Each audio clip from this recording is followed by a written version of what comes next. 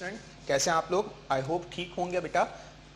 हम जो lecture series है, जो हमारे पास वेब लेक्चर सीरीज़ है, उसका हम अगला पार्ट आपके पास लेकर आ रहे हैं। जैसे कि आप लोगों को पता है कि चैप्टर नंबर 2 हम पढ़ रहे थे और चैप्टर नंबर 2 के अंदर बेसिकली हमने अभी तक पूरा का पूरा अगर हम देखें तो स्केलेटल सिस्टम को बहुत ऑर्गेनाइज तरीके से, बहुत आराम से उसको प्रॉपर अंदाज में पूरा डिटेल में पढ़ लिया है। सारी चीज़ों को हमने काफ़ी अच्छी सी डिटेल में पढ़ा है। अब जो है हम जो पढ़ने जा रहे हैं वो हमारे पास मस्कुलर सिस्टम है। तो आज के लेक्चर से और इंशाल्लाह आज के पार्ट के अलावा हम एक पार्ट और बनाएंगे इसका। उसके अंदर हम इंशाल्लाह फिर मस्कुलर सिस्टम को कवर कर लेंगे, कंप्लीट कर लेंगे, जिसके अंदर हम तमाम मस्कुलर सिस्टम से रिलेटेड तमाम चीज़ों को प्रॉपर्ली ऑर्गेनाइज करके पढ़ लेंगे, आसान करके समझाएंगे ताकि आप लोगों को वो चीज़ बेहतर तौर पर समझ में आए। और क्लास के अंदर कोशिश करेंगे कि आप एक दो दफ़ा सुने उस लेक्चर को, तो आपको याद भी हो जाना चाहिए। चलिए आइए स्टार्ट करते हैं बेटा। हमारे पास मस्कुलर सिस्टम है। मस्कुलर सिस्टम की बिल्कुल बेसिक से स्टार्ट करूंगा ताकि आप लोगों की बेसिक्स भी बन जाए और फिर फर्दर आगे इस चैप्टर को आप आगे लेके भी चल सकें। जब भी हम बात करते हैं बेटा मस्कुलर सिस्टम की, तो मस्कुलर सिस्टम का मतलब क्या हुआ करता है, यहाँ जनरली हम क्या बात करते हैं। देखो मसल्स क्या है, सबसे पहले ये समझना है। एक तो सबसे पहले ये समझते हैं कि सिस्टमैटिक ऑर्गेनाइजेशन होगी। जब भी हम बात करते हैं ना सिस्टम की, तो आप लोगों को ये बात अच्छे से, ये कंसेप्ट अच्छे से होना चाहिए कि हम बात करेंगे हमेशा किसकी, हमेशा हम बात करेंगे सिस्टमैटिक ऑर्गेनाइजेशन। सिस्टम का मतलब क्या है, एक ऑर्गेनाइजेशन होगी। ऑर्गेनाइजेशन का मतलब है आपके पास हर चीज को पता होगा, आपके मसल के हर पार्ट को पता होगा किसने कब कैसे काम करना है, किस कंडीशन में कौन काम करेगा, किस कंडीशन में कौन काम करेगा, कितनी फोर्सफुल कंट्रैक्शंस करानी है, कितनी जनरली हम कंसिडर करते हैं हमारे पास लेस फोर्सफुल कंट्रैक्शंस करानी है, या क्या कराना है, रिलैक्स कराना है, तो रिलैक्सेशंस किस तरीके से होनी चाहिए। तो हमारे पास ये बहुत अच्छी डिटेल है पूरी मसल की, जो कि हमने डिस्कस करनी है। तो हम सबसे पहले याद रखेंगे systematic organisation of muscle is known as muscular system. Generally हम बात करते हैं जब भी मसल्स की, तो मसल्स की हम बात क्या करते हैं, मसल्स को हम जनरली कंसिडर करते हैं हमारे पास क्या है, एक फ्लैशी पार्ट है। ठीक है, फ्लैशी पार्ट का मतलब क्या है, यहां जब भी आपको कहीं पे भी टर्मिनोलॉजी सुनने को मिले फ्लैशी, फ्लैश का मतलब ही क्या हुआ करता है, तो आपने एक बात अपने दिमाग में फौरन से अच्छे से बिठा लेनी है। फ्लैश का मतलब ही क्या हुआ करता है, फ्लैश का मतलब होता है, अगर हम बात करते हैं गोश्त जैसा हमारे पास जो भी सब्सटेंस मौजूद है वो फ्लैश है। ठीक है, इन जनरल कंसिडर करते हैं, अगर हम आपका फ्लैशी पार्ट की बात करते हैं, फ्लैशी ऑर्गन्स की बात करते हैं, तो वो सब्सटेंस जो बेसिकली वो ऑर्गन्स हमारे पास जो कि बेसिकली किससे बने होंगे, फ्लैश लाइक क्रॉस फाइबर्स से बने हुए होंगे। ठीक है, तो हमारे पास जनरली हम कंसिडर करेंगे, हमारे पास फॉर एग्जांपल कंसिडर करते हैं हमारा कोई भी ऑर्गन हो, स्टमक हो, वो भी क्या है, फ्लैशी ऑर्गन है। अगर मैं बात करूं हमारे पास हमारे स्केलेटल मसल्स हैं, तो वो भी क्या है, फ्लैशी ऑर्गन है। हार्ट है तो उसके अंदर भी कार्डियक टिश्यू है, तो वो भी स्पेसिफिकली क्या है, फ्लैशी ऑर्गन है। तो हमारे पास जनरली क्या हुआ करते हैं, फ्लैशी ऑर्गन हुआ करते हैं, एक दो खास हमारे पास ऑर्गन्स को हटाकर। जैसे कि फॉर एग्जांपल लंग्स की बात करें, तो lungs is totally a different thing. उसके अंदर फ्लैश होता है, लेकिन वो अगर उसको प्रॉपर्ली देखा जाए, ऑर्गेनाइज करके देखा जाए, तो वो उसके अंदर काफी हद तक चीजें अलग हुआ करती हैं। ब्रेन टिश्यू है हमारे पास, again brain tissue fleshy organ है, लेकिन उसके अंदर अगेन न्यूरोनल अलाइनमेंट होती है, और वो न्यूरोनल अलाइनमेंट किस तरीके से होती है, वो भी हमारे पास एक बिल्कुल एक डिफरेंट पर्सपेक्टिव है देखने का ब्रेन टिश्यू को, या हम नर्वस टिश्यू की बात करते हैं जब भी। तो हमारे पास ये कुछ चीजें हैं जो कि बिल्कुल अलग हैं, और इनको हम डिस्कस भी नहीं करेंगे फिलहाल, क्योंकि ये एक अलग तरफ से डिस्कशन लेकर चली जाएगी। हम कोशिश करेंगे बेसिक चीजों के ऊपर है। जैसे हम बोल रहे हैं यहाँ पे हमारे पास क्या है, जितने भी मसल्स हैं वो सारे क्या हैं, फ्लैशी पार्ट है। अच्छा, आम तौर पे हमारे पास मसल्स के पास एक एबिलिटी होती है। क्या एबिलिटी होती है, हर मसल के पास ये एबिलिटी होती है कि वो कॉन्ट्रैक्ट कर सके और रिलैक्स कर सके। ये एबिलिटी मसल की अपनी होती है। और हम हमेशा जब भी बात करते हैं ना बेटा मसल के बारे में, तो हम मसल के बारे में हमेशा एक फिनोमेना एक्सप्लेन करते हैं कि हर मसल, चाहे वो स्लो कॉन्ट्रैक्टर्स हो, स्लो कॉन्ट्रैक्टर्स हम अभी चल के आगे डिटेल में देखेंगे कि कौन सी टाइप ऑफ मसल्स हमारे पास स्लो कॉन्ट्रैक्टर्स हैं। स्लो कॉन्ट्रैक्टर्स का मतलब क्या हुआ करता है, स्लो कॉन्ट्रैक्टर्स का मतलब हुआ करता है स्लोली कंट्रैक्ट करेंगे। ठीक है, स्लोली कंट्रैक्ट करने का मतलब है थोड़ा टाइम ऑफ, जो उनके पास जो टाइम ऑफ कंट्रैक्शन होगा वो ज्यादा होगा, और फिर साथ साथ उतना ही टाइम उन्हें क्या करने में लगेगा, रिलैक्स करने में लगेगा, और उनकी कंट्रैक्शंस पे पावरफुल नहीं रहती। इन जनरल हम बात करते हैं, उसको डिटेल में अभी डिस्कस करते हैं आगे। तो हमने ये याद रखना है, कुछ हमारे पास मसल्स हैं उनके पास स्लो कंट्रैक्शन एबिलिटी है, यानी हर मसल है चाहे, और कुछ के पास क्या है, फास्ट कंट्रैक्शन एबिलिटी है, तो पावरफुल कंट्रैक्शन एबिलिटी है, या पावरफुल कंट्रैक्शन करते हैं। तो हमारे पास हर मसल हो, चाहे वो कोई भी मसल हो, चाहे वो आपके पास स्मूथ मसल हो, कार्डियक मसल हो, स्केलेटल मसल हो, सबके पास पावर ऑफ कंट्रैक्शंस डिफरेंट होती हैं, लेकिन कंट्रैक्शन सब में लाजमी होगी।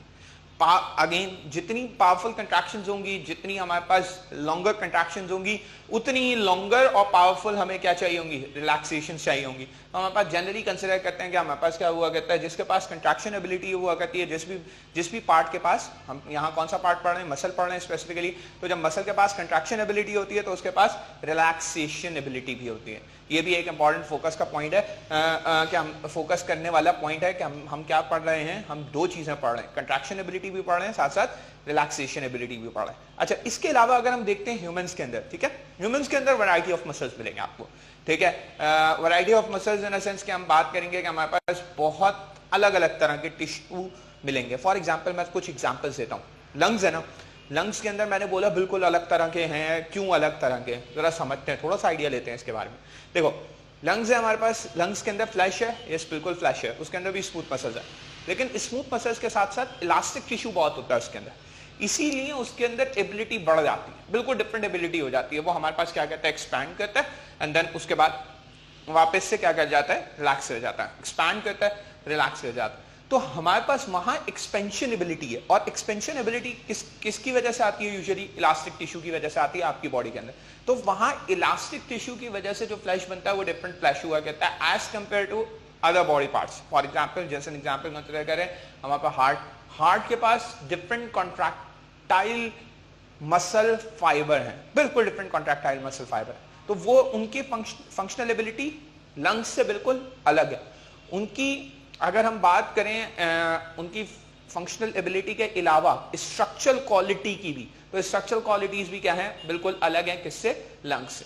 इसी तरीके से हमारे पास रीनल सिस्टम है, रीनल सिस्टम के अंदर भी डिफरेंट काम हो रहा है, उसके अंदर भी हमारे पास क्या है, स्लो कंट्रैक्टर्स हैं, वहां पे भी वो डिफरेंट तरीके से काम किया करते हैं। गैस्ट्रोइंटेस्टाइनल सिस्टम हो गया, आपके स्टमक हो गया, स्टमक में आपको जिन जिन बच्चों ने पढ़ चुके हैं चैप्टर नंबर 12 उनको पता होगा, मैंने ये बात बताई होगी कि हमारे पास सर्कुलर मसल्स भी होते हैं, लॉन्गिट्यूडनल मसल्स भी होते हैं, ऑब्लिक मसल्स भी होते हैं। स्टमक में हमारे पास तीनों टाइप के मसल्स होते हैं, तीनों टाइप की हमारे पास स्ट्राइएशंस होती हैं। सो हम वहां पे एक अलग चीज देख रहे होते हैं, तो हमें क्या दिखता है, एक वैरायटी मिलती है, अच्छी खासी वैरायटी मिलती है। खाली अभी मैंने स्मूथ मसल्स डिस्कस किए, उन स्मूथ मसल्स के अंदर हमने इतनी सारी वैरायटी देख ली, ठीक है, स्मूथ मसल और कार्डियक मसल, उनके अंदर इतनी वैरायटी देख ली। स्केलेटल मसल्स हैं, स्केलेटल मसल्स में भी हमारे पास क्या हुआ करती है, स्मूथ मसल्स के मुकाबले या कार्डियक मसल्स के मुकाबले काफी वैरायटी मिलेगी आपको। तो हम कोशिश करेंगे अब इस पूरे जितनी भी वैरायटीज हैं, इन वैरायटीज को ऑर्गेनाइज करके तमीज से हम अच्छे से डिस्कस कर लें, और आपके जो बेसिक मसल की बेसिक्स हैं वो अच्छी सी स्ट्रांग हो जाएं। फिर उसके बाद हम इंशाल्लाह स्केलेटल मसल का जो आपके पास टॉपिक है वो उसको डिटेल में डिस्कस कर लें। चलिए आइए स्टार्ट करते हैं। सबसे पहले हम किस पार्ट को पढ़ेंगे, स्मूथ मसल के पार्ट को पढ़ेंगे। हमारे पास स्मूथ मसल है क्या, या स्मूथ मसल को हम किस तरीके से पढ़ सकते हैं, सबसे पहला सवाल ये बनता है वहां। अगर हम देखें तो बेटा, जब भी हम बात करते हैं स्मूथ मसल की, मैंने इन तीनों को इस तरीके से इसलिए लिख दिया है ताकि हम थोड़ा सा कंपैरिजन कर लें, ठीक है। कुछ कुछ पॉइंट्स होंगे जो हमारे पास कंपेरेबल हैं, तो हम उन पॉइंट्स को कंपेयर कर लें, और फिर हमें जिसकी भी डिटेल में जाना है तो स्पेसिफिकली हम उसकी हेडिंग डाल के अलग से डिटेल देख लें, सही। फॉर एग्जाम्पल कंसिडर करें, स्मूथ मसल्स कहाँ पे होते हैं, कार्डियक मसल्स कहाँ पे होते हैं, स्केलेटल मसल कहाँ पे होते हैं, या ये हैं क्या। तो हम जनरली कंसिडर करते हैं स्मूथ मसल्स हमारे पास, हम हमेशा एनाटॉमिकली इसको डिफाइन कर रहे होते हैं। तो हम बोल रहे होते हैं हमारे पास स्मूथ मसल स्पेसिफिकली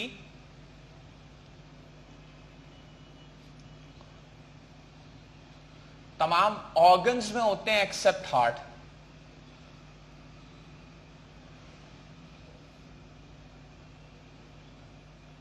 ठीक है। कार्डियक मसल कहां पे होता है, कार्डियक मसल स्पेसिफिकली हमारे पास कहां पे होगा, हार्ट में होता है। और अगर हम स्केलेटल मसल की बात करें तो ये अटैच होते हैं किसके साथ, स्केलेटन के साथ।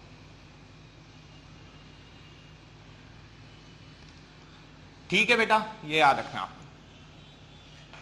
ये आपने यहाँ पे सबसे पहला पॉइंट इनका क्या है, हम सब पढ़ते हैं, आप सब डिटेल में इसको पढ़ चुके होंगे अच्छे से बार बार, ठीक है। बहुत सारे टीचर्स ने आपको इसकी अच्छी खासी डिटेल पढ़ा दी होगी, मैं इसको दोबारा से रिवाइज नहीं करने जाऊंगा, ना इसको मैं इस तरीके से एक्सप्लेन करने जाऊंगा, कहीं खुदा ना आपका टाइम ज़ाया होगा। इसलिए आपको जो पढ़ाने वाली बात है, वो पढ़ाने वाली बात क्या है, स्पेसिफिकली हमारे पास कहाँ पे है, ऑर्गन में, ठीक है। तमाम ऑर्गन्स के अंदर एक्सेप्ट हार्ट। अच्छा, लंग्स के अंदर मैंने दो चीजें बताई हैं, दो एक्सेप्शन याद रखो। लंग्स एक तो आपके लंग्स के अंदर एक different form of smooth muscle हुआ करती है, ठीक है, उसको हम कहा करते हैं, यूजुअली हमारे पास कहा करते हैं पल्मोनरी टिश्यू। इस पे हम उसके लिए एक स्पेसिफिक टर्मिनोलॉजी यूज कर देते हैं, पल्मोनरी टिश्यू। क्यों? क्योंकि उसके अंदर मसल के साथ साथ हमारे पास क्या मौजूद होगा, इलास्टिक फाइबर्स भी होते हैं, और फिर वो उसकी एक अलग कॉम्पोजिशन है। इस वजह से साथ साथ इसके अलावा हम किसकी बात करते हैं, न्यूरोनल टिश्यू की। न्यूरोनल टिश्यू की भी मैंने बात की, जैसे ब्रेन एंड स्पाइनल कॉर्ड है, इसके अंदर भी हमारे पास जो टिश्यू है वो बिल्कुल डिफरेंट है। वो डिफरेंट इन सेंस कि उसके अंदर फिर मैकेनिज्म भी डिफरेंट है, चीजें भी डिफरेंट है, फिर उसको हम अलग तरीके से डिस्कस कर सकते हैं। तो हमारे पास ये याद रखना है हमने स्पेसिफिकली कि हमारे पास स्मूथ मसल्स जो हैं उसके अंदर दो एक्सेप्शन याद कर लेंगे आप, एक पल्मोनरी टिश्यू की, साथ साथ आप ब्रेन या न्यूरोनल टिश्यू की। अच्छा, यहाँ पे आप हार्ट को पढ़ेंगे, हार्ट को आप डिटेल में पढ़ेंगे, तो हार्ट के टिश्यू को हम यहाँ देख लेंगे। हमने चैप्टर नंबर 14 फर्स्ट बायोलॉजी जिन बच्चों ने पढ़ी होगी उनको अच्छे से मैंने समझाया होगा कि हार्ट के अंदर बेसिकली हमारे पास किस तरीके से मैकेनिज्म चल रहा है, जहां जिन जिन बच्चों ने चैप्टर नंबर 14 पढ़ा हो। नेक्स्ट हमारे पास क्या है, स्केलेटन अटैच। अच्छा, ये इंपॉर्टेंट, क्या इंपॉर्टेंट है, गौर से सुनेंगे। अगर स्केलेटन से अटैच है टिश्यू, ठीक है, मसल स्केलेटन से अटैच है, तो बिल्कुल एक डिफरेंट फॉर्म, फिर वो मसल बिल्कुल डिफरेंट हो जाता है, उसकी बिल्कुल फिजियोलॉजी डिफरेंट हो जाती है, उसकी एनाटॉमी डिफरेंट। आइए जरा देख लेते हैं, इनको और कंपेयर कर लेते हैं। अच्छा भाई, अब किस तरीके से कंपेयर करेंगे स्मूथ मसल, कार्डियक मसल या स्केलेटल मसल के अंदर बेसिकली डिफरेंसेस क्या हैं, ठीक है। अगर सबसे बेसिक डिफरेंस की तरफ जाए ना, स्केलेटल मसल हमारे पास स्ट्राइएटेड मसल है, ये बहुत इंपॉर्टेंट पॉइंट है। अब स्ट्राइएशंस क्या होती हैं, इनके ऊपर बात करेंगे।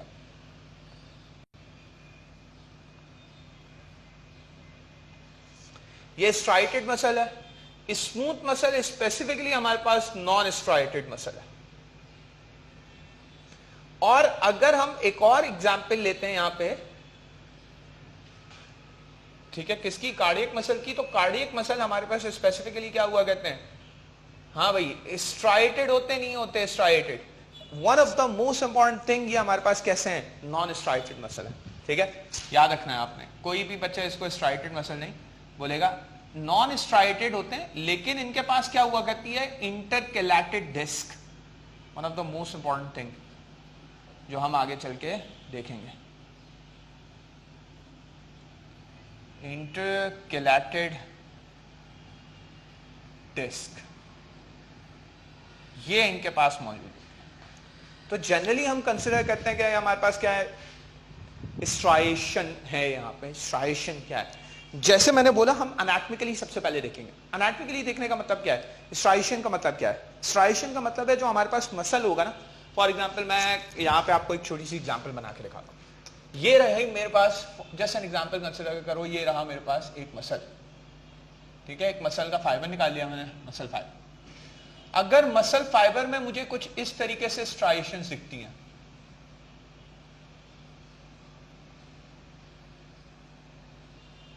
ये स्ट्राइएशंस बनती क्यों है, ये अभी नहीं पढ़ाऊंगा, ये आपको मैं आगे चल के इंशाल्लाह, अभी जब मस्कुलर स्केलेटल मसल्स पढ़ेंगे तो उसके अंदर बताऊंगा।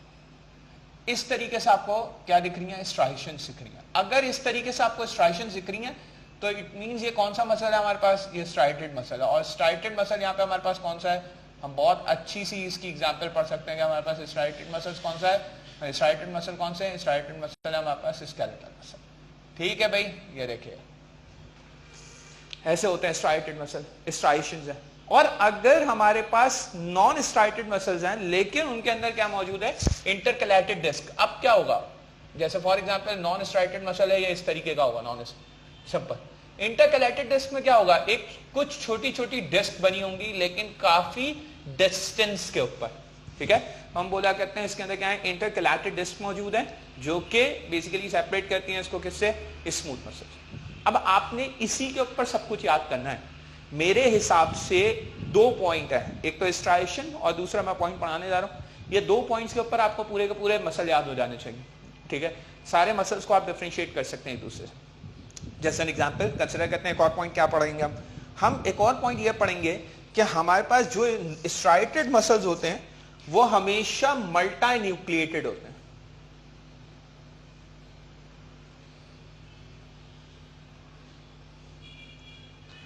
और जितने भी स्मूथ मसल्स होते हैं वो कैसे हुआ करते हैं, यूनी न्यूक्लिएटेड होते हैं। और जितने भी हमारे पास non striated muscles with intercalated disc होते हैं, ये हमारे पास कैसे हुआ करते हैं, याद रखेंगे, इनके अंदर यूनी भी होता है और बायन्यूक्लिएटेड भी होता है।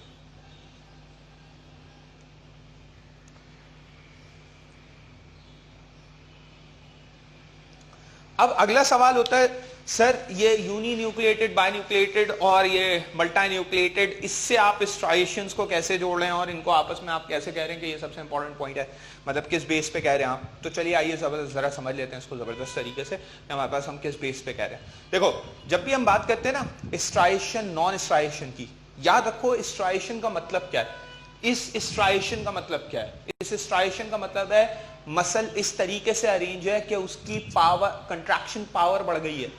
क्यों? जितनी ज्यादा स्ट्राइएशंस होंगी उतनी ज्यादा उसके अंदर बैंडिंग होगी, ठीक है। बैंड, BAND, बैंडिंग यहाँ पे, ठीक है, बैंड, मोड़ देना नहीं, बैंड, ठीक है, बैंडिंग होगी उसके अंदर। जितने ज्यादा बैंड्स होंगे उसके अंदर, हम अगर आसान अल्फाज में बोलते हैं बहुत ज्यादा बैंड्स होंगे, तो उसकी पावर ऑफ कंट्रैक्शन बढ़ती चली जाएगी। इसीलिए स्ट्राइटेड मसल्स को बहुत सारे न्यूक्लियाई की जरूरत रहती है। हम स्पेसिफिकली क्या बोला करते हैं, हमारे पास क्या है, मल्टी न्यूक्लिएटेड है। मल्टी न्यूक्लिएटेड की टर्मिनोलॉजी यूज ही क्यों कर रहे हैं, सिर्फ इसी वजह से मल्टी न्यूक्लिएटेड की टर्मिनोलॉजी यूज कर रहे हैं कि हमारे पास क्या है, बहुत सारे न्यूक्लियाई हैं, और वो न्यूक्लियाई किस लिए काम आएंगे, वो न्यूक्लियाई सिर्फ एक मकसद के लिए काम आएंगे। जितनी ज्यादा स्ट्राइएशन होगी, जितने ज्यादा बैंड्स होंगे, उनको कंट्रोल करने के लिए उतने ज्यादा क्या चाहिए, हमें न्यूक्लियाई चाहिए। और जितने ज्यादा न्यूक्लियाई होंगे एक मसल फाइबर के अंदर, और उनके अंदर स्ट्राइएशंस भी ज्यादा होंगी, तो ऑटोमेटिकली एनर्जी भी ज्यादा मिलेगी, पावर ऑफ कंट्रैक्शन भी बढ़ जाएगी, और हम कंसिडर करते हैं कि कंट्रैक्शन टाइम जिसे बोला करते हैं हम, कंट्रैक्शन टाइम भी क्या हो जाएगा, कम हो जाएगा। तो हम तीन चीजें पढ़ गए इससे। क्या क्या चीजें, तीन चीजें, तीन बेसिक डिफरेंसेस पढ़ गए। क्या तीन बेसिक डिफरेंसेस पढ़ गए कि अगर स्ट्राइटेड मसल्स हैं और वो मल्टी न्यूक्लिएटेड हैं, हम इसको इस तरीके से अरेंज कर लेते हैं, स्ट्राइटेड मसल्स हैं और वो मल्टी न्यूक्लिएटेड हैं, तो इसके अंदर तीन चीजें हम ऐड कर सकते हैं। क्या क्या तीन चीजें ऐड कर सकते हैं? सबसे पहले ऐड कर सकते हैं, यहां पे हमारे पास क्या हो जाएगा, पावर ऑफ कॉन्ट्रैक्शन बढ़ जाएगी।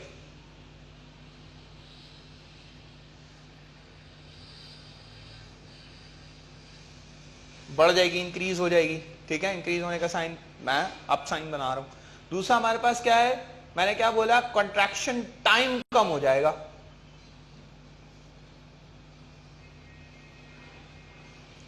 और क्या हो जाएगा, one of the most important thing is कि हमारे पास क्या होगा, हाई एनर्जी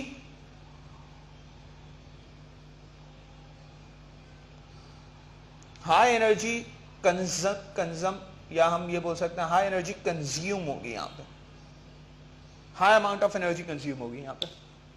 ये तीन बेसिक चीजें हैं जो कि आपने याद रखनी है। इससे हम चौथी चीज बिल्ड करेंगे, ठीक है, चौथा पॉइंट बिल्ड करेंगे। तो आपके पास अच्छा खासे इसके बेसिक डिफरेंस है।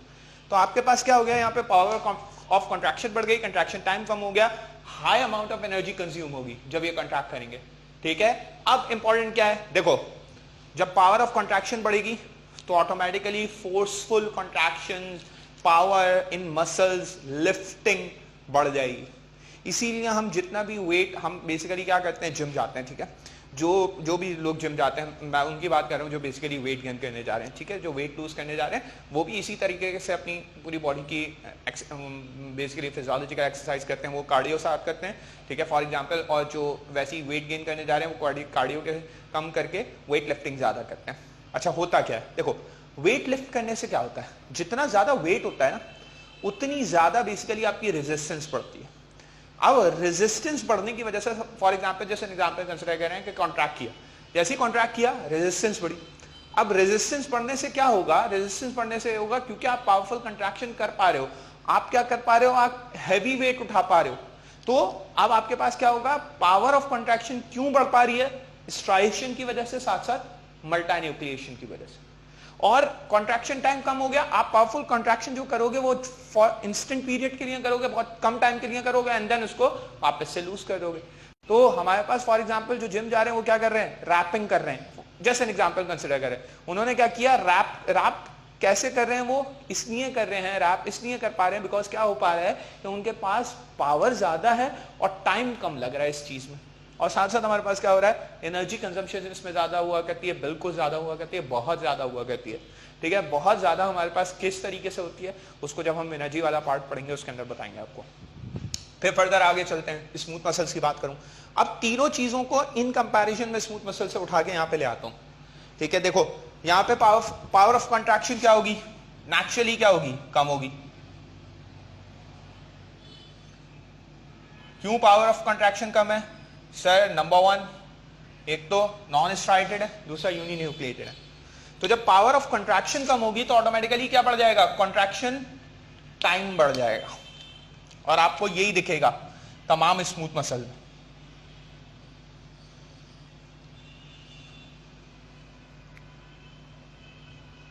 क्या दिखेगा आपको स्मूथ मसल्स में? स्मूथ मसल्स में आपको दिखेगा कि पावर ऑफ कंट्रैक्शन कम हो जाती है, कंट्रैक्शन की सलाहियत क्या हो जाती है, पावर जो होती है वो कम हो जाती है, लेकिन लॉन्गर ड्यूरेशन तक कंट्रैक्शन रहती है। फॉर एग्जाम्पल पेरिस्टाल्टिक मूवमेंट सबसे कॉमन एग्जाम्पल है। पेरिस्टाल्टिक मूवमेंट हमारे पास क्या हुआ करती है, पेरिस्टाल्टिक मूवमेंट यहाँ पे नहीं होती है, पेरिस्टाल्टिक मूवमेंट यहाँ पे होती है। ठीक है, पेरिस्टाल्टिक मूवमेंट की हम एग्जाम्पल लेते हैं। पेरिस्टाल्टिक मूवमेंट की अगर मैं फॉर एग्जाम्पल जस्ट एक बिल्कुल बेसिक एग्जाम्पल लूँ, पेरिस्टाल्सिस कैसे हो रही है? पेरिस्टाल्सिस हमने बात की थी कि वेव्स बन रही हैं हमारे पास, कहाँ पे वेव्स बन रही है, हमारे पूरे स्टमक से लेकर पूरे गैस्ट्रोइंटेस्टाइनल ट्रैक्ट के अंदर, इस तरह कर लेते हैं, एसोफेगस से लेकर हमारे पास रेक्टम तक। ये जो हमारे पास वेव लाइक मूवमेंट हो रही है ये कितने टाइम हुआ करती है? ये 2 to 3 टाइम्स हुआ करती है इन 1 मिनट। रेस्पिरेशन कितने टाइम हुआ करती है? हम रेस्पिरेशन बोल रहे हैं, गैसियस एक्सचेंज अगर प्रॉपर्ली बोले, ब्रीदिंग या वेंटिलेशन कितने टाइम हुआ करती है? एसएस बेसिकली 12 to 20 ब्रेथ्स पर मिनट होती हैं। ठीक है, स्पेसिफिकली अगर देखें तो 16 ब्रेथ पर मिनट, तो ये कम है। जबकि आप मसल को कॉन्ट्रैक्ट रिलैक्स कितनी दफा करा सकते हैं? आप 1 मिनट में मसल को रिलैक्स करा सकते हैं 100 टाइम्स। कौन से मसल को? स्केलेटल मसल को। क्यों? वहां पे पावरफुल कॉन्ट्रैक्शन है ना, तो उस वजह से हमारे पास साथ साथ क्या हो रहा है, जब पावरफुल कॉन्ट्रैक्शन होती है, कॉन्ट्रैक्शन टाइम कम होता है तो रिलैक्सेशन टाइम भी कम होता है। यहां पावरफुल कॉन्ट्रैक्शन तो है नहीं, तो कॉन्ट्रैक्शन टाइम क्या होगा, ज्यादा, तो रिलैक्सेशन टाइम भी क्या हो जाएगा, ज्यादा। इसलिए जब कॉन्ट्रैक्ट करेगा लंबे टाइम के लिए, फिर लंबे टाइम के लिए रिलैक्स करेगा, तो अगली कॉन्ट्रैक्शन आने में काफी टाइम लग जाएगा। दैट इज व्हाई हमारे पास स्मूथ मसल्स होते हैं, उनको हम बोला करते हैं slow contractor but rhythmic contractors. ठीक है, हमारे पास रिदमिक कॉन्ट्रैक्शन की टर्मिनोलॉजी यूज करते हैं, रिदम मेंटेन करके रखते हैं। ये भी रिदम मेंटेन करके रखते हैं, और उसकी वजह है, रिदम मेंटेन करने की एक वजह है, वो मैं अभी आपको जब ये मैं पढ़ा देता हूं तो साथ साथ मैं उसको लिंक करता हूं। अगर हम आखिरी बात देखें, क्या high amount of energy consume करते हैं? नहीं, लो कंजम्पशन ऑफ एनर्जी है।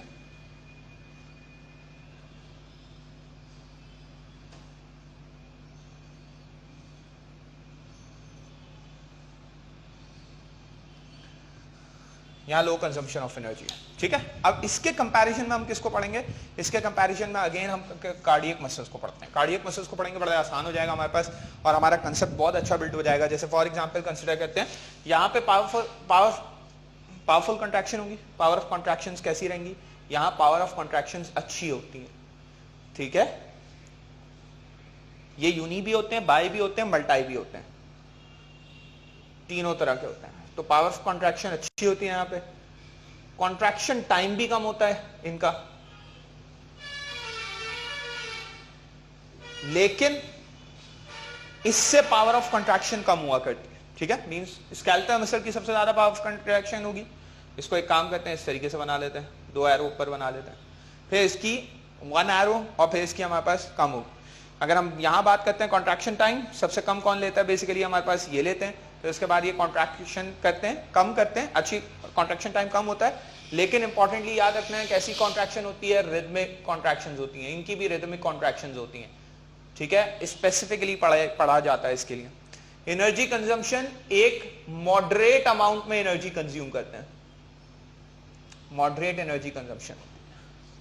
अब आपको बेसिकली क्या हुआ, अब आपने बहुत सारे बेसिक पॉइंट्स पढ़ ली। अब कुछ और चीजें, जैसे कि फॉर एग्जांपल, जैसे एग्जांपल कंसिडर करें, हमारे पास एक बड़ा मजेदार फिनोमेना है। अब देखो, स्ट्राइटेड मसल है, मल्टी न्यूक्लिएटेड है, कॉन्ट्रैक्शन पावर ज्यादा होंगी, कॉन्ट्रैक्शन टाइम कम हो रहा है, हाई एनर्जी कंजम्पशन है। ऐसा मसल नेचुरली कैसा होना चाहिए? आपके कंट्रोल में होना चाहिए, आपके खुद के कंट्रोल में होना चाहिए, आपके खुद के वॉलंटरी कंट्रोल में होना चाहिए, क्योंकि ऐसे मसल की आपको कभी भी जरूरत पड़ सकती है। ऐसे मसल जो कि पावर ऑफ कंट्रैक्शन कम हो, जिनकी कॉन्ट्रैक्शन टाइम ज्यादा लेते हो, इनकी आपको जरूरत नहीं पड़ेगी। फॉर एग्जाम्पल अगर सोचो अगर आपके स्केलेटल मसल ऐसे होते, पावर ऑफ कंट्रैक्शन कम होती, कोई आपको बोलता पानी पिलाओ, आप बिल्कुल इस तरीके से पानी पिला रहे होते, ऐसे ग्लास उठा के लेकर जाते, यहाँ लेकर जाते आप ऐसे, फिर उसके बाद आप टैप ऑन करते और उसके बाद यहाँ से पानी निकलता रहता, फिर आराम से रिदम के साथ यूं यूं उठाते उठाते उठाते उठाते उठाते और फिर किसी को देते, और फिर उसके बाद गिलास रखने में भी टाइम लग जाता है और उसके बाद मसल को रिलैक्स करने में भी टाइम लग जाता है। तो मतलब एक तरह से रोबोट, स्लो रोबोट या स्लो मोशन में काम कर रहे होते आप। तो नेचर ने क्या किया, नेचर ने, अल्लाह ने, जिसको आप जो भी आप बोलना चाहो, उन्होंने क्या किया, बेसिकली स्केलेटल मसल आपके साथ क्या कर दिया, स्केलेटल मसल के लिए क्या कर दिया, स्केलेटल मसल के लिए स्पेसिफिकली क्या हुआ, वॉलंटरी कंट्रोल दे दिया आपको।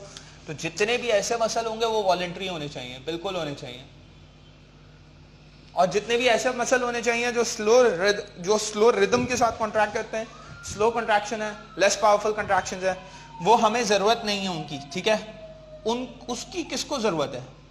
अगला सवाल आता है सर ये इनवॉलंटरी है, तो ये कौन मेंटेन कर सकता है ऐसे मसल को जिनके अंदर बेसिकली पावर कॉन्ट्रैक्शन कम हो, कॉन्ट्रैक्शन टाइम ज्यादा हो, कंजम्पशन ऑफ एनर्जी ना हो। इसको हाइपोथैलेमस बड़ा अच्छा कंट्रोल कर सकता है। क्यों? हाइपोथैलेमस क्या करेगा, हाइपोथैलेमस फीडबैक के थ्रू काम करता है। मैंने बहुत अच्छे से बहुत दफा आपको चैप्टर नंबर 3 के अंदर, लाजमी सी बात है सबने चैप्टर नंबर 3 पढ़ा मुझसे, चैप्टर नंबर 3 के अंदर कई दफा आपको मैंने बताया, क्या कई दफा मैंने आपको बताया, एक बड़ी मजेदार चीज बताई मैंने हमेशा। मैंने आपको बोला कि हमारे पास क्या होगी, जब भी हमारे पास हम बात करेंगे तो इसके किसके अंदर, हाइपोथैलेमस की, तो हाइपोथैलेमस के हमेशा हम बात करते हैं कि स्पेसिफिक सेट पॉइंट के हिसाब से काम करता रहता है। एक स्पेसिफिक सेट पॉइंट्स होते हैं और उन सेट पॉइंट्स के हिसाब से काम। तो क्या हमारे पास इनवॉलंटरी कंट्रोल जो होगा वो स्पेसिफिक होना चाहिए, वो सेट पॉइंट्स के हिसाब से होना चाहिए। यस, जब इनवॉलंटरी है तो एक रिदम के हिसाब से काम करना चाहिए। इसीलिए नेचर ने क्या किया कि इसको किसके हवाले कर दिया, हाइपोथैलेमस को।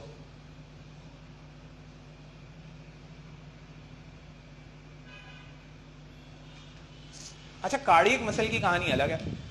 कार्डियक मसल किसके कंट्रोल में होते हैं, बहुत सारे लोग सोचना शुरू हो जाते हैं, लेकिन जिन बच्चों ने पढ़ा हुआ है वो लाजमी सही से जवाब देंगे। इसीलिए क्या कार्डियक मसल किसके कंट्रोल में होता है, ऑटोनॉमिक सप्लाई बहुत कम होता है कार्डियक टिश्यू का, वेगस नर्व थोड़ा बहुत सप्लाई करती है। वेगस नर्व आपको पता होनी चाहिए 10th क्रेनियल नर्व है हमारे पास, ठीक है, क्रेनियल नर्व्स होती है हमारे पास। क्रेनियल नर्व की 10th क्रेनियल नर्व जो होती है वो वेगस नर्व होती है, जो कि बेसिकली सिंपैथेटिक और पैरासिम्पैथेटिक स्टिमुलेशंस कराती है आपके हार्ट के अंदर, ठीक है। सिर्फ एक वाहिद नर्व है जो कि हार्ट तक जाती है क्रेनियल नर्व्स में से, बाकी सारी नर्व्स मैंने बताया था कॉलर रीजन से, इस तरह से याद कर लो कि कॉलर रीजन पे एंड हो जाती है। तो आपने क्या याद रखना है, ये याद रखना है कि ये बेसिकली किसके कंट्रोल में होते हैं, ये नेचर ने इसको किसके कंट्रोल में दिया है, SA नोड के कंट्रोल में दिया। तो ये अपने आप को खुद ही कंट्रोल करते हैं by specific rhythmic contraction relaxation, ठीक है, रिदमिक इम्पल्सेस वो ऐसे नोड खुद ही जनरेट करता है, इनके पास जनरेटर्स हुआ करते हैं, ठीक है, रिदम जनरेटर्स हुआ करते हैं। तो वो एक बिल्कुल अलग टाइप का मसल है। ये आई होप मैंने बेसिक मसल को बहुत अच्छे से एक्सप्लेन करके आपको एलैबोरेट करके पढ़ा दिया। यहाँ हम छोटा सा पॉज लेंगे, पॉज लेने के बाद फिर फर्दर आगे कंटिन्यू करेंगे स्केलेटल मसल के साथ। और अच्छा भाई बच्चों, हम जो है अब पॉज के बाद जो है एक पॉज हमने लिया था, उसके अंदर आपने पॉज करके अच्छा किया होगा, आपने भी जो लिखा हुआ था वो सब उतार लिया होगा, अदरवाइज आपको मिल जाएंगी सारी चीज़ें। अब जो है हम स्केलेटल मसल पढ़ने जा रहे हैं, स्पेसिफिकली स्केलेटल मसल की आज हम बेसिक्स बना लेंगे, ताकि हम फिर उसके बाद जो नेक्स्ट लेक्चर है उसके अंदर उसके फंक्शंस, फिर उसके डिसऑर्डर्स वगैरह पढ़ के साथ साथ हम उसके अंदर जो लोकोमोशन का पार्ट है वो हम अगले लेक्चर के अंदर पढ़ के उसको कवर अप करके कंप्लीट कर दें। तो हम जरा कुछ बेसिक्स देख लेते हैं, चीज़ें देख लेते हैं, अरेंजमेंट देख लेते हैं, किस तरीके से अरेंजमेंट है, क्या क्या चीज़ें आपने पढ़नी है, फिर उसके बाद देखते हैं। चलिए आइए जरा समझते हैं। सबसे पहले हम बात करते हैं किसकी, स्केलेटल मसल की। स्केलेटल मसल की जब भी हम बात करते हैं तो स्केलेटल मसल मैंने एक ऐसी डायग्राम बनाई है जिससे आपको समझ में आ जाए कि हम क्या पढ़ने जा रहे हैं और उसके अंदर डिटेल क्या क्या चीज़ों की है, और फिर हम देखते हैं उसको फर्दर कवर। सो सबसे पहले अगर हम बात करें, हमारे पास एक स्केलेटल मसल है जो गोश्त का पीस होता है, उसको हम अगर बोलें, ठीक है, ये हमारे पास फ्लैश है, एक अच्छा खासा बड़ा फ्लैश है जो जिसको हम कैसे भी यूज़ कर सकते हैं, किसी तरीके से भी पढ़ सकते हैं इसको ना। तो ये हमारे पास एक स्केलेटल मसल मैंने निकाल के बना दिया है। एक फॉर एग्जाम्पल कंसिडर करते हैं, ये जिस तरीके से मैंने बनाया है, मैं आसान एग्जाम्पल दे देता हूँ, ये क्या है, बाइसेप है।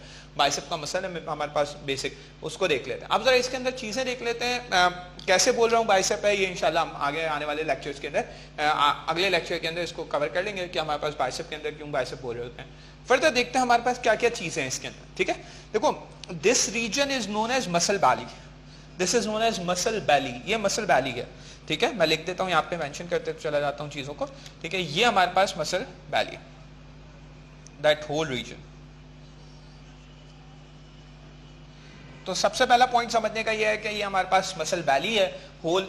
अच्छा, मसल बैली के साथ साथ अगर आप देखेंगे तो मसल बैली जो है वो बेसिकली हमारे पास सेंटर में हुआ करती है, ठीक है। और उसके अंदर हमें क्या मिला करते हैं, उसके अंदर हमें मसल फाइबर्स अरेंज हुए मिला करते हैं। तो अगर हम यहाँ पे बात करें तो हमारे पास ये मसल फाइबर्स की अरेंजमेंट है, तो हम आमतौर पर इसको भी मेंशन कर देते हैं कि हमारे पास क्या है, अरेंजमेंट ऑफ मसल फाइबर्स है।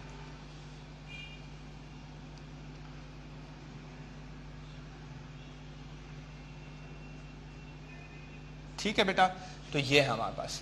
दूसरा हमारे पास इंपॉर्टेंट चीज क्या है जो कि हमने समझनी है बेटा, ये अगर हम देखें तो हमारे पास ये एंड पॉइंट्स हैं, ठीक है, ठीक है। एक जगह से एंड हो रहा होगा और एक जगह से ओरिजिनेट हो रहा होगा, इसको समझना है जरा। क्या कंसेप्ट है कि आपके हर मसल, हर स्केलेटल मसल आपकी बोन के एक पार्ट से ओरिजिनेट होता है और दूसरी जगह पे जाके एंड हो जाता है, अटैच होता है। तो हम इसको जनरली कंसिडर करते हैं, हम क्या कंसिडर कर रहे होते हैं, हम एक को कंसिडर कर रहे होते हैं कि हमारे पास क्या है, ओरिजिन है, ठीक है, और एक को हम कंसिडर कर रहे होते हैं इंसर्जन है।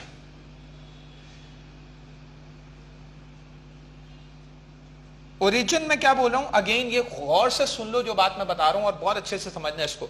मैं जब भी टर्मिनोलॉजी यूज करूंगा मसल का ओरिजिन, तो हम बात कर रहे होंगे स्टार्टिंग पॉइंट ऑफ मसल की, जहां से मसल स्टार्ट हुआ है, ठीक है। स्टार्टिंग पॉइंट या हम इसको बोलते हैं बेसिकली अगर हम बोलें जहां से ओरिजिनेट हुआ है मसल, तो हम इसको इस तरीके से मेंशन करते हैं कि ओरिजिनेट जहां से हुआ है या स्टार्टिंग पॉइंट है, वो मसल का क्या कहलाता है, ओरिजिन। हर मसल का एक ओरिजिन होता है। फॉर एग्जांपल कंसीडर करते हैं बाइसेप है, तो बाइसेप के बेसिकली हमारे पास लॉन्ग शॉर्ट हेड्स होते हैं, ठीक है। वो एक अलग मसला है, वो अभी आपने नहीं समझना, बस ये समझना है कि ये बेसिकली कहां से हमारे पास ओरिजिनेट हो रहा होता है। अगर ओरिजिनेशन देखेंगे बाइसेप का तो वो आपको दिखेगा कहां से, आपके शोल्डर के अंदर जो हमारे पास अगर हम बात करें पेक्टोरल गर्डल है, उस पेक्टोरल गर्डल के ऊपर से दिखेगा। और उसकी अटैचमेंट कहां मिलेगी, उसकी अटैचमेंट एक साइड पे आपको रेडियस पे मिलेगी, एक साइड पे आपको अल्ना पे मिलेगी। रेडियस एंड अल्ना दोनों पे हमारे पास क्या मिलेगी, अटैचमेंट मिलेगी। तो यहां से ओरिजिनेट हो रहा है और यहां जाकर वो एंड हो रहा है, तो हम क्या बोलेंगे, this part is known as origin and this part is known as insertion. तो हमारे पास एक स्टार्टिंग पॉइंट हुआ करता है जिसको हम ओरिजिनेट कहते हैं कि ओरिजिनेशन भी वहां से हुई है, उसी वजह से उसके लिए हम टर्मिनोलॉजी यूज कर रहे हैं ओरिजिन। और दूसरा हमारे पास एंडिंग पॉइंट है, इसको हम आम तौर पे बोला करते हैं जहां पे जाके मसल, ठीक है, खत्म हो गया है, जाके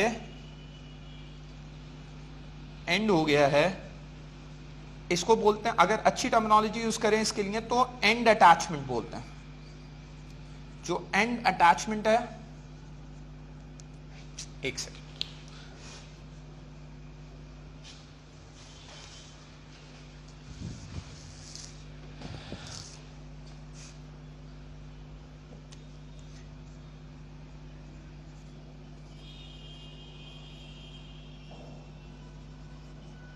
ये जो एंड अटैचमेंट है इसको हम बेसिकली क्या बोल रहे होते हैं, इसको हम बोल रहे होते हैं कि हमारे पास इंसर्शन है।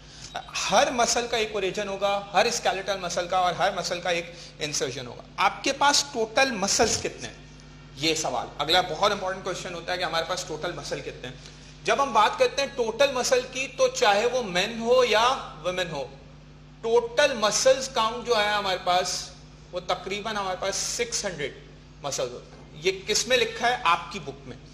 अच्छा, यहाँ पे एक छोटी सी इंफॉर्मेशन आपको देना चाहूंगा, आपकी बुक में लिखा है 600 मसल। थोड़े अरसे पहले मेरा एक कज़न है 4th ग्रेड का, and he came to me and said, doctor साहब, मतलब छोटा बच्चा है बट इसी तरीके से बात की उसने, डॉक्टर साहब एक बात बताएं कि हमारी बॉडी के अंदर मसल्स कितने होते हैं। तो मैंने उससे पूछा है, मैंने बोला ये तुम्हें किसने बता दिया, 4th स्टैंडर्ड में यूजुअली किसने बता दिया तुम्हें कि हमारी बॉडी के अंदर कितने मसल होते हैं। तो ये सेड, आप बताएं ना हमारी बॉडी के अंदर कितने मसल होते हैं। मतलब तुम्हें बताया किसने, ये बताओ। उसने बोला कि मुझे मेरी स्कूल टीचर ने बताया है कि हमारी बॉडी के अंदर एक्चुअली 638 मसल्स होते हैं। तो उसने तो बोल दिया, मुझे भी पता था 638 मसल्स होते हैं, 638 टू 640 के अप्रॉक्सीमेटली मसल होते हैं जिनको हम काउंट करते हैं, बट अभी हमारे पास जो कंफर्म जो काउंट है वो दैट इज 630।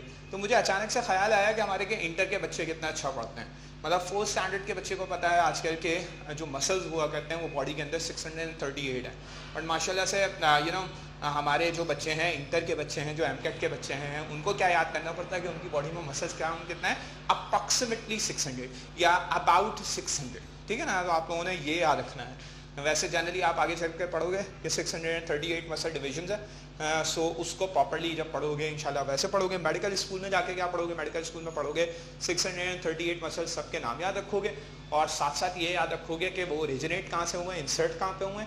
फिर साथ साथ याद रखोगे उनकी लिम्फैटिक सप्लाई क्या होती है, ब्लड सप्लाई कौन सी आर्टरी या कौन सी आर्टरी की सब ब्रांच दे रही है, उसकी नर्व सप्लाई कौन सी, बेसिकली उसकी नर्व सप्लाई कहाँ से है, ब्लड सप्लाई पूरा याद रखोगे, आर्टरी वेन दोनों, लिम्फैटिक सप्लाई भी याद रखोगे, लिम्फ नोड्स भी याद रखोगे, और साथ साथ इस तरीके से, और फिर उनके फंक्शन याद करो।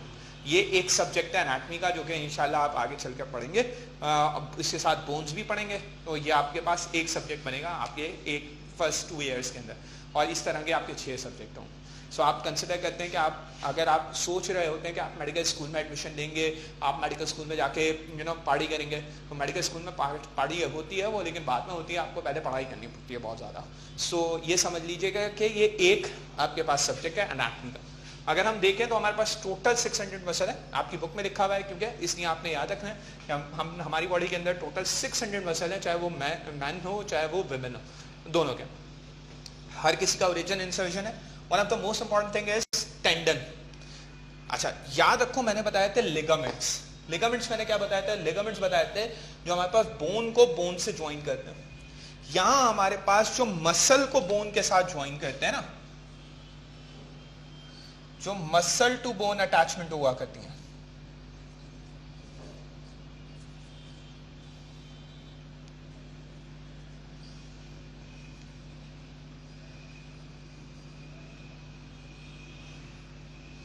ये मसल टू बोन अटैचमेंट हमारे पास जो होती हैं, ये जनरली हमारे पास क्या कहलाते हैं, ये कहलाते हैं लिगामेंट्स, सॉरी टेंडन कहलाते हैं, ये बेटा कहलाते हैं टेंडन, ठीक है।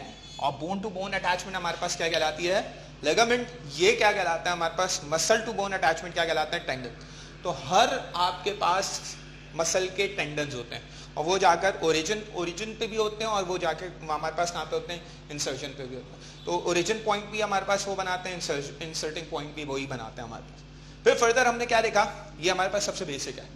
फिर अब मैंने क्या किया, मैं किस लेवल पे जाना चाह रहा हूँ, लेवल पे जाएंगे, फिर उसके बाद आगे पढ़ेंगे। फिर हमने क्या किया, इस पूरी मसल वैली के अंदर हमने देखा, ऊपर हमारे पास मसल बहुत सारे, हमारे पास बेसिकली उसके ऊपर बहुत सारी कवरिंग थी।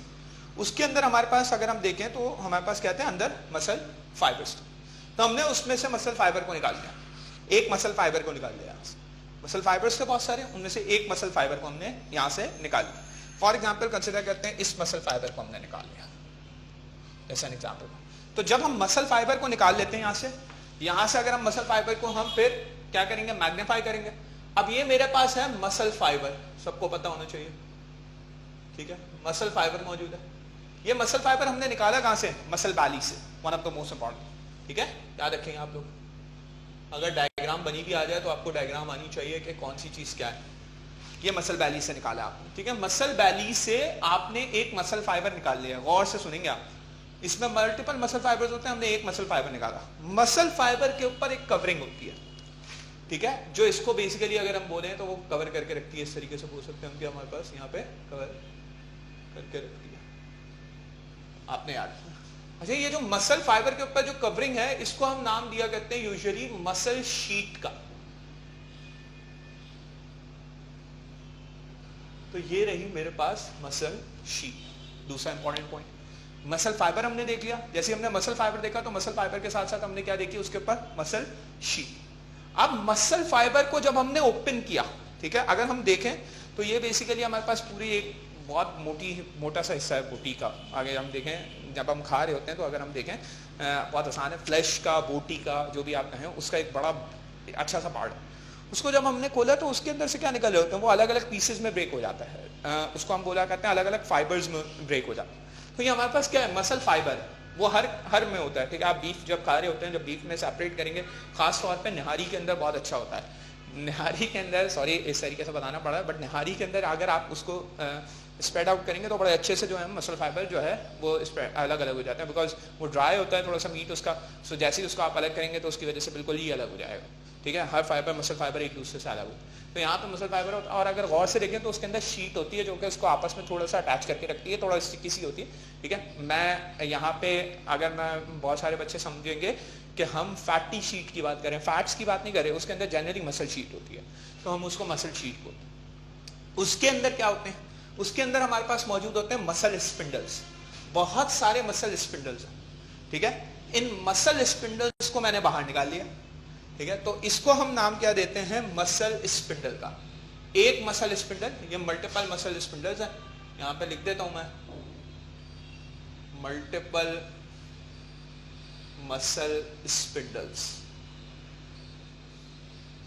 इसमें से एक मसल स्पिंडल को अलग कर लिया हमने, ये हमारे पास मसल स्पिंडल अलग हो गया बेटा, देख लीजिएगा, ठीक है। इस मसल स्पिंडल के ऊपर क्या चीजें हमारे पास मौजूद होती हैं, इस मसल स्पिंडल के अंदर हमने दो चीजें पढ़ी। नंबर वन, इस मसल स्पिंडल के अंदर अगर हम देखें तो इस मसल स्पिंडल के अंदर हमें एक तो इसकी मेम्ब्रेन मिलेगी, जिसको हम क्या नाम देते हैं, जिसको हम नाम दिया करते हैं सार्कोलेमा।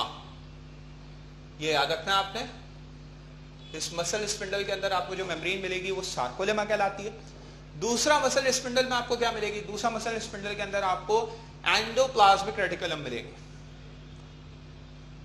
जो एंडोप्लाज्मिक रेटिकुलम होंगी मसल स्पिंडल के अंदर, ये एंडोप्लाज्मिक रेटिकुलम हमारे पास क्या कहलाएंगी, ये भी आपने याद रखना, ये कहलाएंगे हमारे पास सार्कोप्लाज्मिक रेटिकुलम। सार्कोप्लाज्मिक रेटिकुलम की टर्मिनोलॉजी क्यों यूज कर रहे हैं बेटा, इसीलिए क्योंकि हमें पता है कि ये क्या है, ये मसल के लिए हम स्पेसिफिकली जब हम और लेवल पे आ जाते हैं तो हम अलग बात कर रहे होते हैं। तो यहाँ पे हमारे पास मसल स्पिंडल हो गया, यहाँ मसल फाइबर हो गया हमारे पास, वो हमारे पास मसल वैली हो गई, ठीक है। ये सारी चीजें हम डिस्कस। अब जब मसल स्पिंडल को हम जरा ओपन करेंगे, ठीक है, तो मसल स्पिंडल पे हमें क्या दिखेंगी, स्ट्राइएशंस। ये स्ट्राइएशंस इस तरीके से हमें दिखेंगे, एक जगह पे थिक स्ट्राइएशन होगी, एक जगह पे थिन स्ट्राइएशन होगी, थिक स्ट्राइएशन, थिन स्ट्राइएशन। तो हमें मसल स्पिंडल के ऊपर क्या दिखती हैं, स्ट्राइएशंस। यहां पे हमें स्ट्राइएशन दिखेंगी। कुछ हमारे पास क्या होंगे, हम उनको बोला करते हैं बैंड। हमने जैसे बोला था कि हमारे पास यहाँ पे हम इनको कंसिडर करेंगे बैंड्स है। कुछ हमारे पास क्या होंगे, थिक बैंड्स, और कुछ हमारे पास होंगे थिन बैंड्स।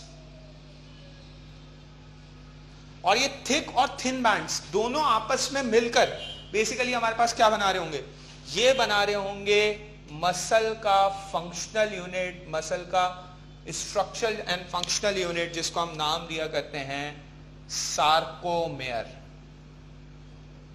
सार्कोमेयर बनाएंगे, जो कि बेसिकली मसल का क्या है, स्ट्रक्चरल एंड फंक्शनल यूनिट है।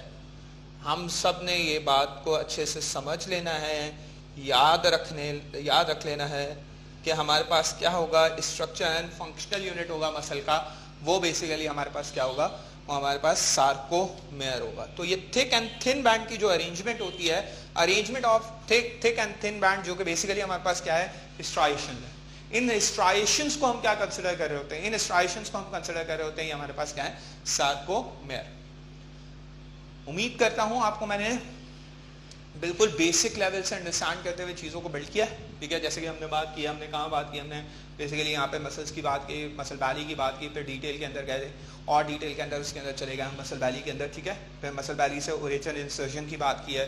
फिर मैंने इसके अलावा आपसे क्या बात की है, इसके अलावा मैंने आपसे बात की है कि हमारे पास मसल अटैचमेंट जो होते हैं, टेंडन जो होते हैं, उनके बारे में बात की हमने, ठीक है। और फिर फर्दर हमने टोटल मसल्स बात कर ली है, सही है, ओरिजिन इंसर्शन देख लिया। फिर हमने मसल स्पिंडल्स देख लेना, ये अच्छी बात। मसल स्पिंडल में हमारे पास बहुत सारे मसल फाइबर्स देख लिए।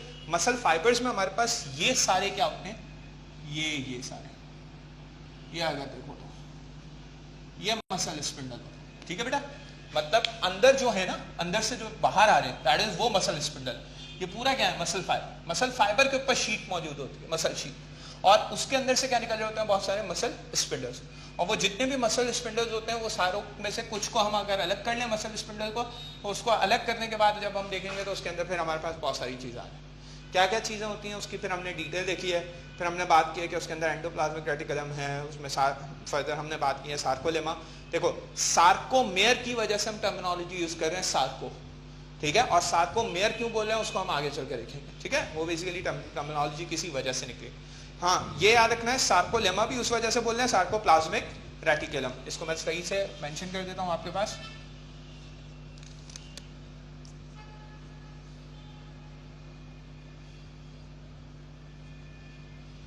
तो ये हमारे पास सार्कोप्लाज्मिक रेटिकुलम हो गया। ये बेसिक अंडरस्टैंडिंग है, हम कहां तक जा रहे हैं, सार्कोमेयर तक जा रहे हैं। फिर हम अब अगले लेक्चर के अंदर इंशाल्लाह आपको बताएंगे हमारे पास सार्कोमेयर क्या होता है, सार्कोमेयर के अंदर थिक थिन बैंड्स बनते कैसे हैं, उनकी अरेंजमेंट कैसे होती है, बेसिकली हमारे पास स्लाइडिंग फिलामेंट थ्योरी होगी, उसको डिस्कस करेंगे। फिर उनके मसल के डिसऑर्डर साथ साथ डिस्कस करके कुछ चीज़ें हमारे पास हैं, और फिर लोकोमोशन डिस्कस करके इंशाल्लाह थोड़ा सा लंबा लेक्चर बना देंगे। उसके अंदर लेक्चर कवर करके आपको चैप्टर नंबर 2 वाइंड अप कर देंगे, इसकी ज़ूलॉजी पार्ट। फिर बेसिकली मैंने बहुत सारे बच्चों को, जैसे जिन जिन बच्चों ने मुझसे काफ़ी अरसे से पढ़ रहे हैं, जो बच्चों ने नहीं पढ़ा, chapter number 1 second year biology, chapter number 2 second year biology, chapter number 3 second year biology, इनकी बॉटनी छोटी छोटी सी। इसी तरीके से चैप्टर नंबर 4 की बॉटनी है, ठीक है, ये चारों चैप्टर की बॉटनी। और हम इसी तरीके से चैप्टर नंबर 12 फर्स्ट ईयर की botany, chapter number 13 first year की बॉटनी, उसमें फोटो रेस्पिरेशन का इफेक्ट वो बेसिकली आसान है, और चैप्टर नंबर 14 फर्स्ट ईयर की बॉटनी। ये सारी बॉटनी है, इसको हम बोलते हैं फिजियोलॉजिकल बॉटनी। एक दफ़ा मैं ये ख़त्म करा दूँ चैप्टर नंबर 2 इसका ज़ूलॉजी पार्ट, फिर मैं इंशाल्लाह चैप्टर नंबर 5 आपको पढ़ाऊँगा, ठीक है। फिर उसके बाद मैं फिजियोलॉजिकल बॉटनी की तरफ जाऊँगा आपके लिए। फिर हम चैप्टर नंबर 8 देख लेंगे सेकेंड ईयर का, जहाँ जहाँ जिस बैच में नहीं हुआ। उसके अलावा फिर जो चैप्टर्स रह जाएंगे बाकी वो जिन बैच में नहीं हुए उनको वो करा देंगे, और फिर बाकी हम फर्स्ट ईयर से काफ़ी सारे टॉपिक्स कोशिश करेंगे जितने कवर कर सकें कर लें। अच्छा, इनके अंदर जितने भी क्वेश्चन हो मैं आपको पहले भी मेंशन कर चुका हूँ कि आप अपने पास लिख लीजिएगा तमाम क्वेश्चंस को, और उन तमाम क्वेश्चंस को फिर इंशाल्लाह मैं जैसे ही जल्दी जल्दी इसको मैं कंप्लीट करता हूँ, फिर उसके बाद हम आपसे ऑनलाइन क्वेरी सेशन स्टार्ट कर देंगे। एक और इम्पॉर्टेंट चीज़ है, अच्छे से याद रखिएगा आप लोग, बेहतर है क्वेश्चन अगर आप लोग की क्लासेस रिज्यूम हो जाए उसमें हो तो बहुत अच्छा रहेगा, आपके लिए भी अच्छा रहेगा। एक और चीज़ है आपके लिए, मुझसे बच्चों ने बात की थी कुछ, देखो चैप्टर्स को मैं आपस में इंटरलिंक करना, ठीक है, इसके बारे में मैं इंशाल्लाह आपको जल्दी अपडेट कर दूंगा। किस तरीके से चैप्टर्स को लिंक करते हैं, कोई चैप्टर किससे नहीं मिलता। देखो मेरे पढ़ाने का अंदाज ऐसा है कि हर टॉपिक एक दूसरे टॉपिक से लिंक करेगा, तो हम पढ़ेंगे इसी तरीके से, हम पूरी बायोलॉजी पढ़ेंगे ऐसे कि सारी आपस में चीज़ें लिंक होना शुरू। फिर जब एक दफ़ा पूरी बायोलॉजी पढ़ेंगे तो फिर मैं आपको एक नए तरीके से बायोलॉजी पढ़ाऊँगा, फिर मैं आपको पढ़ाऊँगा असल तरीके से, मीन्स के एक अलग लेवल के ऊपर जिसमें आप चीज़ों को इंटरलिंक करना सीखेंगे, तो इंशाल्लाह उससे भी कवर हो जाएगा। आई होप आपको ये समझ में आया होगा। आप लोग अपना ख्याल रखिएगा, फिर आप लोगों से मुलाकात होती है नेक्स्ट सेशन के अंदर। ख्याल रखिएगा, अल्लाह हाफ़िज़।